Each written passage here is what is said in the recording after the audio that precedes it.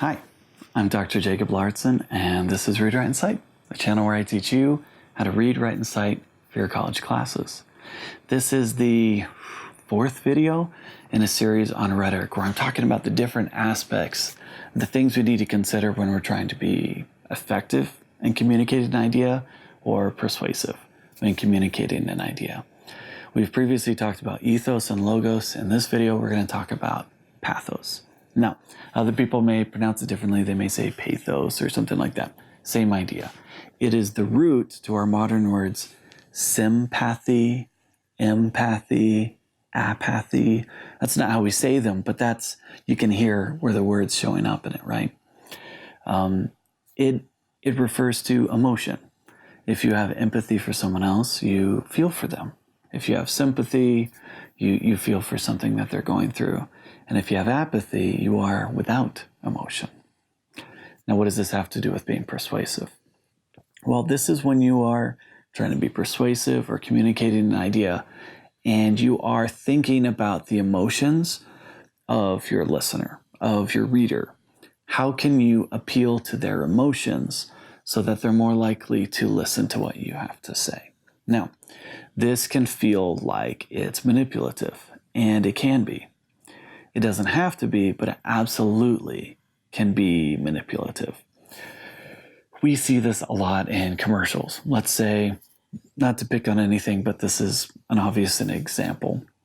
Let's say we're looking at a political ad right before an election, and the screen goes like black and white, and it's showing someone with angry faces, and the narrator something like, "So-and-so wants to take away your health insurance."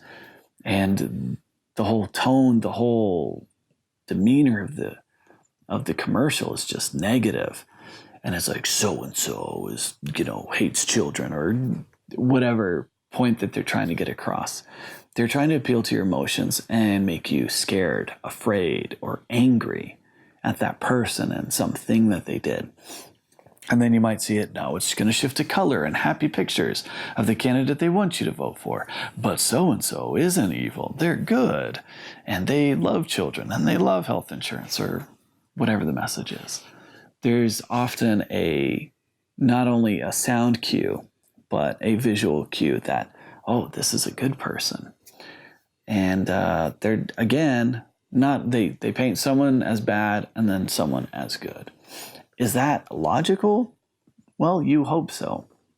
But they're probably relying on your emotions.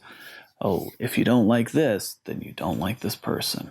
It's guilt by association, which is a logical fallacy. And it could be used wrong. It doesn't necessarily make it true. Let's think of a different example. Let's talk about, maybe some sort of charity that's asking for donations for helping animals or children, or someone who's less fortunate needs food. They're often appealing to our emotions, like, oh, we really need you to help out, or this is the right thing to do. They're appealing to our sense of morality. And as we listen to that, the logical argument is less important to us because we care about how we feel. We want to feel good. We want to help someone. Or we don't want to feel guilty. These are strong, powerful emotions. And this is why people appeal to it. In politics, we see people trying to make us scared or afraid or angry, or maybe associate positive feelings to someone. These are all examples of pathos. I hope that was helpful as you both look for how you can be persuasive, but also try to avoid the mistakes that some people make in distorting and bending the truth just because it's persuasive.